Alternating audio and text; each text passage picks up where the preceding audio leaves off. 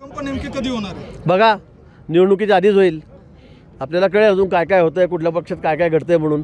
पण निश्चित मोठे मोठे भूकंप आता निवडणुकीच्या तोंडावर म्हणजे 15 दिवसामध्ये 20 दिवसामध्ये आपल्याला झालेला बघायला मिळतील. म्हणजे इच्छुकांची माहिती त्यांनी मागवली आहे. हे एकंदरीत ठाकरे गट आणि शरद पवार गट यांच्यावर दबावतंत्र असल्याचं मानलं. आता हा तो त्यांचा प्रश्न आहे. तिघी प्रश्न आता ते आतापासून इतक्या भानगड करायला लागले आहेत, मारामाऱ्या करायला लागलेले, एकमेकावर आरोप करायला लागलेले आहेत. आता इलेक्शनपर्यंत निवडणुकीपर्यंत अजून काय होतं हे कोणी सांगू शकणार नाही.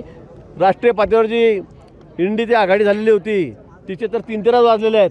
त्याच्यामध्ये एकाचं नाव जाहीर झालं तर सगळे पळून जाणार आहेत, मला माहिती आहे, तुम्हालाही माहिती आहे. आणि म्हणून या आघाड्या फिगाड्या करून आता आमच्या भारतीय जनता पक्ष मित्रपक्षाच्या पुढे कोणी टिकणार नाही. मोदीजींचं नेतृत्व, त्यांचं नाव, त्यांचं कर्तृत्व आपण सर्व देशभर बघतात, जगभर बघतात.